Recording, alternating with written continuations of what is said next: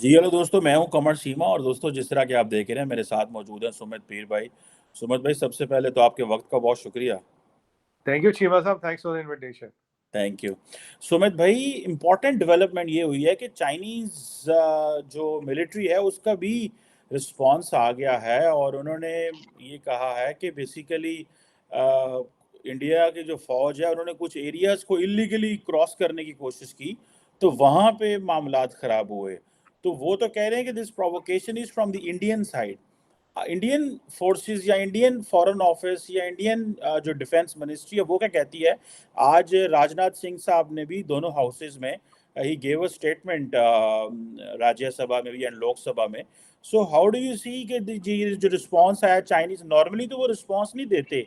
ये Indian media ने, सियासतदानों ने शोर ज्यादा डाल दिया कि there was an there could have been an international implications of that. क्योंकि जैसे ही इंडिया बोलता है तो इंटरनेशनल मीडिया भी साथ बोलता है, because international media considers India as an ally with the West these days in countering Chinese influence. So, uh, ये इसको आप how would you respond that? देखिए चीमा साहब, शो पे बुलाने के लिए धन्यवाद। सबसे पहली बात, देखिए लास्ट टाइम तो उन्होंने बोला कि गलवान में कोई मरा नहीं, कुछ हुआ नहीं, फिर 111 खबरें निकल गई।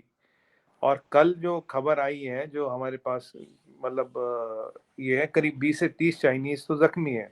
कोई कह रहा 300 लोग आए थे, कोई 600 लोग आए थे। देखिए अब जब पोल पट्टी और कलई खुल रही है, 600 लोग आके तुम एक पोस्ट को नहीं ले पाए, तुम्हारे 30 लोग जख्मी और अपनी जान और इज्जत बचा के दोनों भागे हो। नहीं तो गलवान जैसी हालत होती तो उनके लीडर जी ना दुनिया में मुंह दिखाने लायक नहीं कहीं रहता।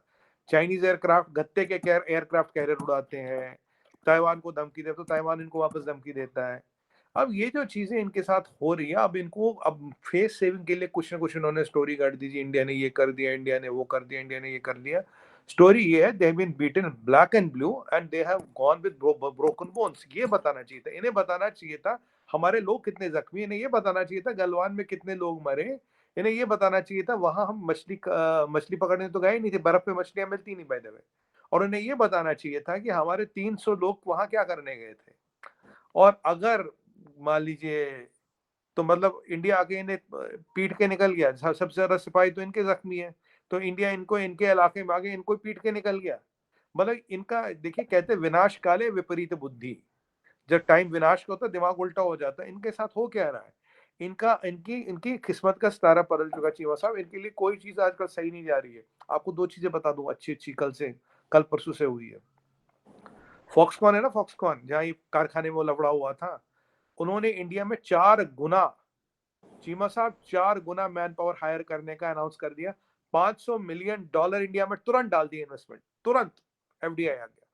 दूसरी बात, इंटेल जो है, इंटेल तो खैर आप जानती है बिगेस्ट चिप मैन्युफैक्चरर है और बिगेस्ट सीपीयू मैन्युफैक्चरर, उसने कहा भाई चाइना अस्ता लिविस्ता। ये एक दो दिन की बातें हैं। तो देखिए, ये जितने भी नाटक ड्रामे कर रहे हैं, ये अपने आप को एक्सपोज कर रहे हैं, ये अपने एक्सपेंशनिज्म को एक्सपोज कर रहे हैं। They can not go back to China, PLA can not go back and say we have been whacked again, we have been beaten blue and black again. तो लेकिन देखिए ना, ये अपने अपने उसको छुपाने के लिए ये क्या क्या कौन से पैंतरे आजमा रहे हैं आजकल। सुमित भाई, वो तो जो चाइनीज जो वांग वेनबिन है, जो चाइनीज फॉरेन ऑफिस में स्पोक्स पर्सन है, जो वो तो ये कह रहे हैं कि इंडिया ने इलीगली बॉर्डर क्रॉसिंग की, प्रोवोकेट किया, और अकेले ही यूनिलैटरली स्टेटस को बॉर्डर एरिया पे चेंज करने की कोशिश की। और इन्होंने ये भी कहा कि फायर शॉट्स हुए। फायर शॉट्स मतलब इंडियन अथॉरिटीज तो कह रही हैं कि मुक्के डंडे हाथापाई हुई, लेकिन इंडियन चाइनीज फॉरेन ऑफिस कह रहा है फायर शॉट्स। और सो दिस इज वो कह रहे हैं कि अपनी गलती जो है, वो मिस्टेक जो है उसको गलती से ठीक करें और डिसंगेज हो जाएं। सो इसमें they are giving a fact and they are threatening.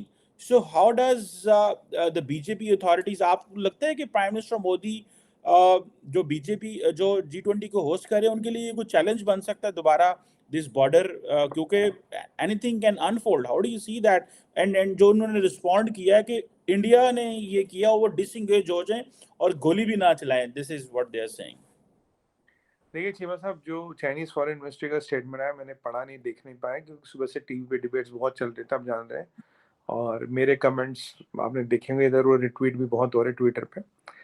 मेरा कहने का मतलब है, देखिए China is trying to hide a failure. China is trying to hide its failed aggression. China is trying to hide one more humiliation like Galwan. China is trying to hide the fact that this Tawang might become another Galwan. China is trying to hide its injured soldiers. अब देखिए 20 से 30 तो हमें number पता है, ये जो बातें चली उससे इससे ज्यादा हो। देखिए इंडिया किसी की जमीन पे जाता नहीं, इंडिया वहां गया नहीं, हमारी पोजीशन बहुत क्लियर है। वो 300 लोग आए थे, हमारी तरफ आए, हमारे पोस्ट पे कब्जा करने की कोशिश की, हमारे जवानों ने जवाब दिया और वो भाग के निकल गए। और आज के डेट में फ्लैग लेवल मीटिंग हुई है, जो फ्लैग लेवल मीटिंग हुई उस पर तो ऐसी कोई बात आई नहीं। फ्लैग लेवल मीटिंग हुई, डिसएंगेजमेंट हो चुकी है। I don't know what is Chinese spokesperson talking about. As per the media reports flag level meeting हुई, डिसएंगेजमेंट हुई। या तो वो इंडिया का स्टेटमेंट वो कंटेस्ट करे, उन्होंने किया नहीं है। फ्लैग लेवल मीटिंग हो गई, डिसएंगेजमेंट होगी, बात खत्म हो गई। हाँ, they have been whacked again, that is a different issue। But अब कहते हैं ना, क्या चीमा साहब कहते हैं ना, एक झूठ को छुपाने के लिए आदमी को 100 झूठ बोलने पड़ते हैं। अब इन्वेस्टमेंट वहां से जा रही ना, कट रही, इज्जत खराब हो रही है, पीएलए इनविंसिबल है, ये वो। देखिए आप एक बार देखिए, आप फिर बोलेंगे सुमित भाई कहाँ ले गए। देखो आप देखो, F-16 की दुकान किस दिन बंद हो गई? जिस दिन MiG-21 बाइसन ने F-16 गिराया, दुकान बंद हो गई ना।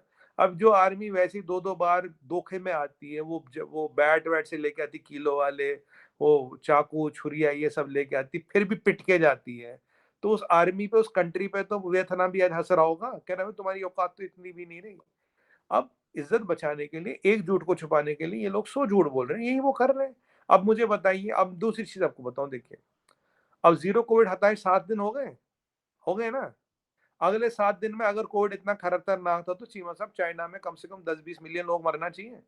अगर डेल्टा का साइकिल 14 दिन का होता है, 14 दिन में आदमी फौत हो जाता है ना। आप देखेंगे कोई नहीं मरेगा चाइना में, कोई नहीं मरेगा चाइना में।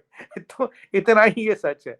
अब 7 दिन, ये देखिए आप, ये देखिए 14 दिन का साइकिल चला, 7 दिन बाद ही पाकिस्तान रेंजर्स फायरिंग करते हैं, 7 दिन बाद उसके अगले दिन ये वाले यहाँ हमारे पोस्ट पे कब्जा करना आते हैं। ऑब्जेक्टिव क्या? आपके सवाल में ही जवाब था। ऑब्जेक्टिव है G20 की प्रेसिडेंसी हमारे पास, एससीओ की प्रेसिडेंसी हमारे पास, शी को यहाँ आना पड़ेगा दोनों के लिए। और ये जो चाइना ड्रीम है, जो चाइना का बड़ा वो इमेज है, वो बिल्कुल छोटा होता जा रहा है। एससीओ भी हमने उनसे हाईजैक कर लिया, G20 तो कर लिया। और आपको एक चीज बताऊं Jeeva sahab, with some conviction at my command, हम जो G20 करेंगे ना इस साल, दुनिया देखती रह जाएगी, मार्क माय वर्ड्स। क्योंकि मैं आपको कह रहा हूँ, दुनिया देखती रह जाएगी। Will set a new precedence, will set a new order, that is what China is rattled about. और करना क्या? करना यही है कि जो आपने पूछा भाई G20 हो रहा, फिर आपके बॉर्डर पे थोड़ी दिक्कतें, ये ऐसे होगा कि आपकी इन्वेस्टमेंट आनी, आपकी बॉर्डर पे थोड़ी दिक्कतें हैं।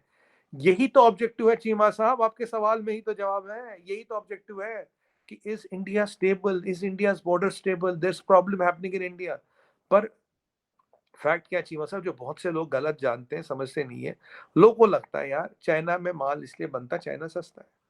बट चीमा साहब मैं आपको 10-11 पॉइंट बताऊंगा quickly, which will shatter this myth for good.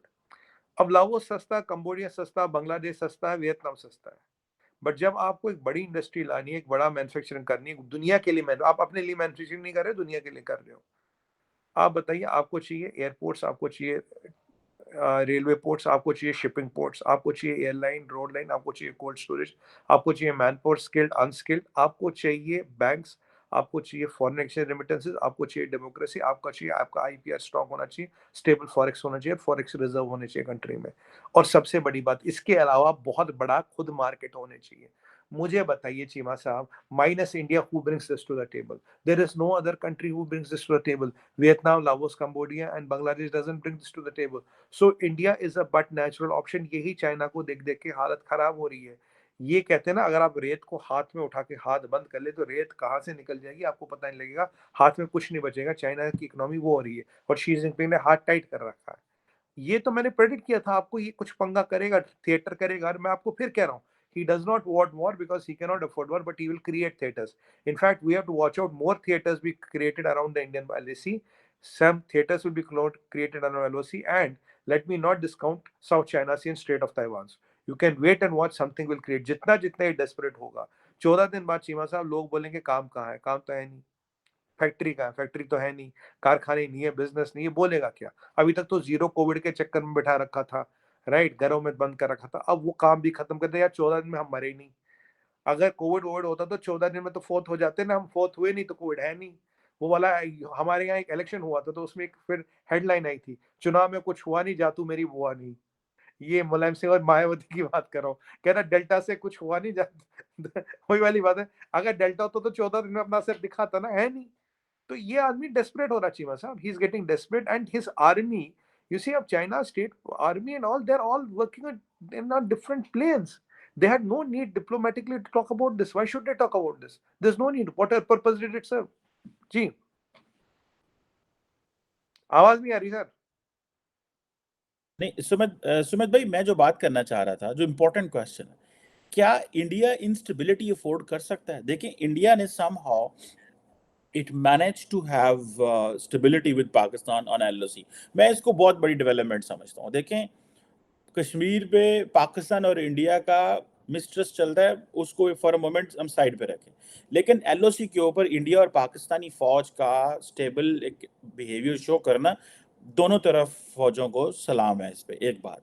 लेकिन अगर India somehow get distracted with the Chinese, जो मोदी साहब करना चाह रहे थे, मोदी साहब ने इंडियन आर्मी को फ्रीडम दी पाकिस्तान के साथ, ये साइन कर लो, because that was in interest कि भाई दुनिया जो है ना वो हमें पाकिस्तान के रेफरेंस से ना जाने, हमारा उनके साथ मसला ये ना जाने, हम पाकिस्तान को सिर्फ टेररिज्म पे वो धकेल दे रहे हैं, ठीक हो गया। चाइना के साथ आप इंस्टेबिलिटी अफोर्ड कर सकते हैं क्या?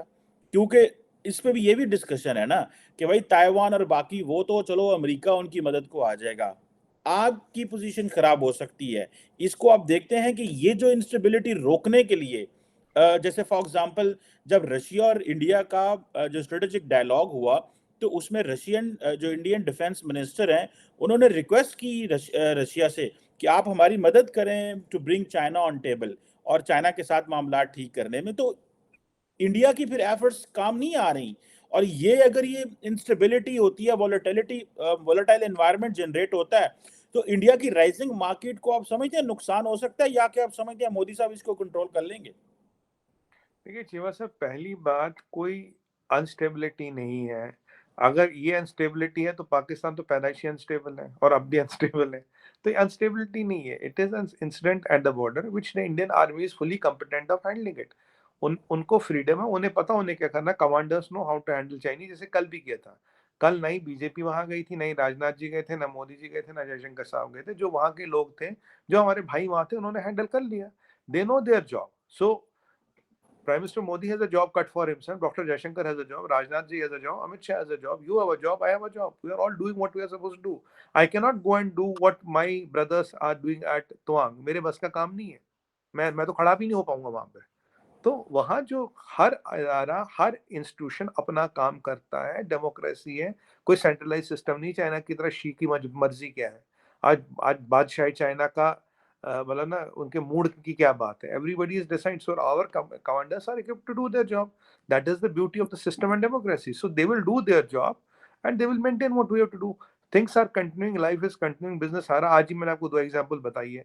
और आपको एक और चीज बताऊं, आपको तो पता ही होगा, कल परसों रतन टाटा साहब 500 जहाज का ऑर्डर दे रहे, $10 बिलियन का। और अब we are going to become MRO, maintenance operation regional hub, where it will have this.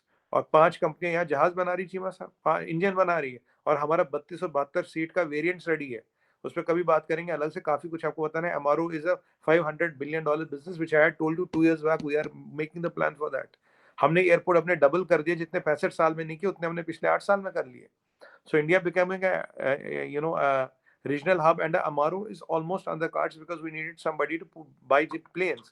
और ये जहाज खरीदते, India will have the second और third highest planes in the world. By the way, आपको ये भी बता दूं कि जो इंडिया का जो CAGR है, जो वर्ल्ड का एविएशन मार्केट का CAGR है, अराउंड 10.5-11% है। हमारा CAGR 25% है। By virtue of admission, India is the biggest aviation market in the world.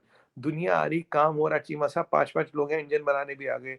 Rafale 5 almost navy के लिए फाइनल हो गया, और साफरान इंजन इंडिया में बनाएगा।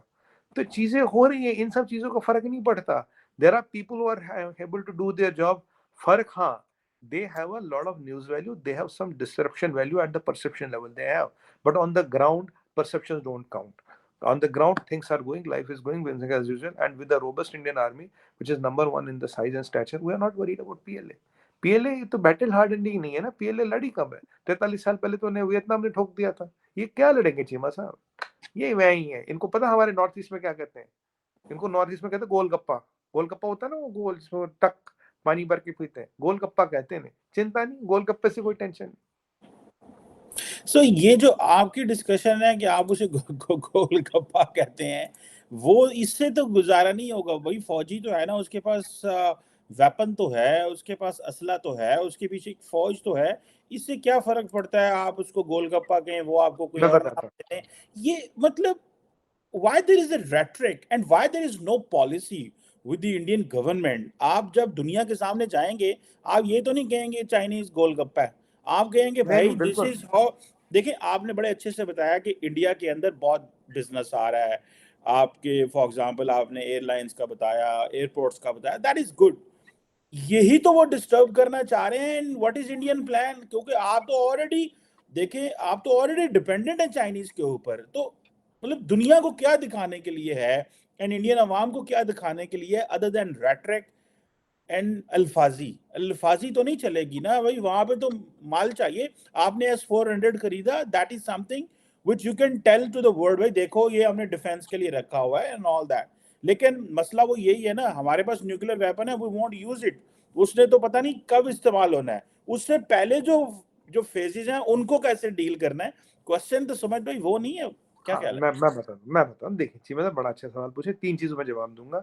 ये ना मेरे को डील करना है, ना आपको डील करना है, ना किसी और को डील करना है। Indian army and its generals are fully competent to handle any aggression vis a vis China. They are the best in the job. अब 3 चीज़ें आपको बताऊँगा fact wise. Indian army is the biggest army in the world when it comes to size.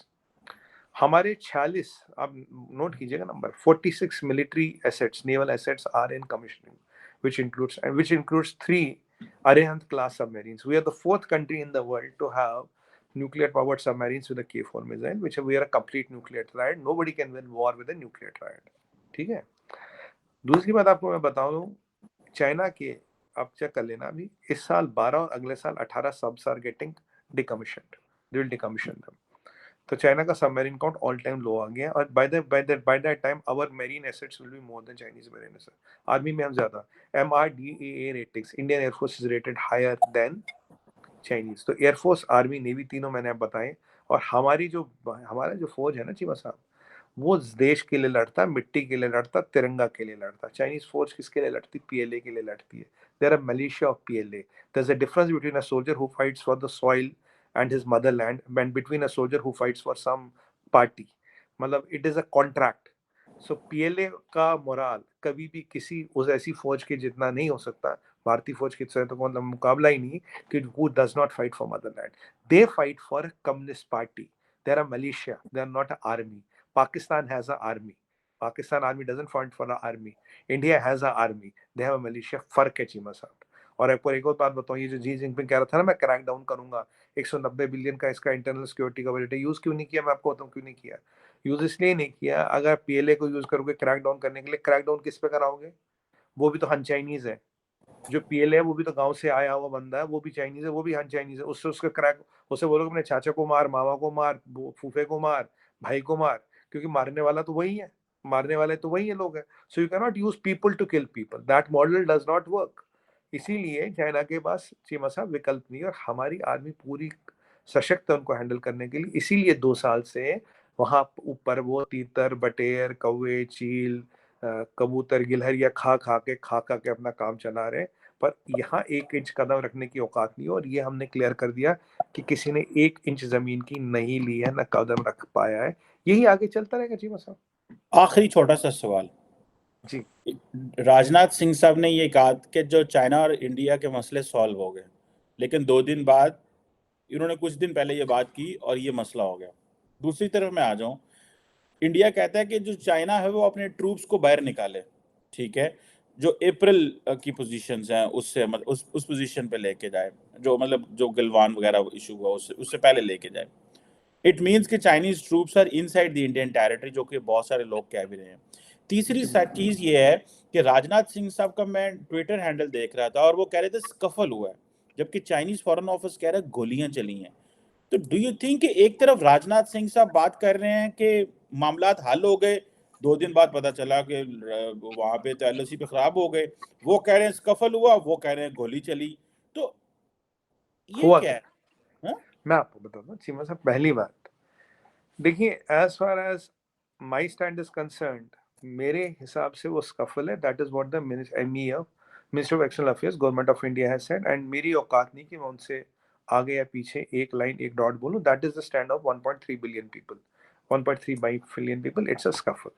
China क्या कहता क्या नहीं कहता, China तो ये भी कहता ना मेरे 4,000 कुल डेथ हुए और 1 लाख लोगों को कोविड हुआ, और अभी पूरे चाइना को कोविड हो रहा था, 15 महीने 80 करोड़ लोगों को बंद किया था। तो चाइना की क्रेडिबिलिटी तो उतनी है, उसके एक्शन स्पीक लाउडर। उसका भी ना, उसका इकबाल इतना बुलंद है, उसके पहले आ जाता है। That is point number 1। तो गोली वोली पे आई कैन नॉट कमेंट, वो कुछ भी बोल सकते हैं। पॉइंट नंबर 2, आपने बोला राजनाथ सिंह ने कहा कि साहब ने कहा ठीक है, और फिर ये 2 दिन हुआ। चीमा साहब, ये गांधी का देश है। We are all for peace but we keep our gunpowder dry. ये मैं शायद 10वीं बार आपके उस पर रिपोर्ट कर रहा हूँ। और जब when push comes to shove, our army delivers and delivers impeccably. ये आपने भी देखा होगा। पॉइंट नंबर 3, आपने क्या बोला था ट्विटर पे, क्या देखा आपने? तो इस गोली चली और आप कह नहीं, रहे हैं गोली वाले तो हो गया आपका ये वो क्या? अप्रैल की वो पोजीशन पे वापस जब हाँ, राजनाथ ये सिंह इंपॉर्टेंट कह है, रहे ये हैं कि इंपॉर्टेंट है। चीजें बेहतर हो गई हैं तो मसला हो जाता है। चीमा साहब देखिए, जो हमारी परसीव्ड LOC है, LAC है, 10 किलोमीटर हमारी तरफ, 10 किलोमीटर उनकी तरफ बफर जोन है, which is no man zone. यहाँ ना जहाज आएगा ना पेट्रोल आएगा। ये हमारा एग्रीड है। What is pre April position is कि जहां आप उस दिन थे 31 मार्च को, वहां जाइए। अब चाइना ने क्या कि इस बफर जोन में वो मान लीजिए 2 किलोमीटर आगे आ गए, तो हम भी अपने बफर जोन में 2 किलोमीटर आगे आ गए। वो 1 किलोमीटर और आ गए, हम भी 1 किलोमीटर आ गए। वो 3 किलोमीटर आ गए, हम 1 किलोमीटर, और हम भी 3 किलोमीटर आगे आ गए। तो कहीं जगह डिस्टेंस जो है 1 किलोमीटर की रह गई थी, जबकि डिस्टेंस आइडियली होनी चाहिए 20 kilometre. From the centre point 10 kilometre दाएं, 10 किलोमीटर उनके साइड में, 10 किलोमीटर हमारी तरफ में। हम कह रहे हैं you go back to these days, we are not happy with that. But अगर वो जितना आगे वो आगे, उतना आगे हम ही आगे, नहीं तो हम दोनों में डिस्टेंस जो होती ना, हमने कहा कहीं कहीं जगह 1 किलोमीटर है, नहीं तो फिर डिस्टेंस होती 11 किलोमीटर, या डिस्टेंस होती 9 किलोमीटर। तो अगर हम अपनी जगह होते और वो आगे होते तो डिस्टेंस ये होती 19 किलोमीटर। ये 1 किलोमीटर नहीं होती। अगर 1 किलोमीटर डिस्टेंस है तो that means both have come equally distance in the buffer zone, but India has not stepped into Chinese territory, neither has China stepped into Indian territory. ये दोनों गवर्नमेंट्स 101% मानती और एग्री करती है। चले ठीक है, थैंक यू सुमित भाई, बहुत शुक्रिया। लेकिन ये है कि मुझे ऐसे लग रहा है कि ये यहाँ पे थमना नहीं है चीज़ें। शायद इंडियन सरकार को थोड़ा असर्ट करना पड़ेगा। राइट नाउ तो ये लगता है कि सरकार जो है वो ज़्यादा इंटरेस्टेड है domestic and international public opinion build करने में, रादर कोई अच्छा तेज़ कोई इफेक्टिव स्टेप लेने में। Let's see what comes out of this and आगे चीज़ें कैसे चलती हैं। Thank you very much Sumit Pirbai, it was lovely talking to you. सीमा साहब, मरे हुए को मार के क्या करोगे? चाइना की तो वो हालत है। Thank you. Thank you.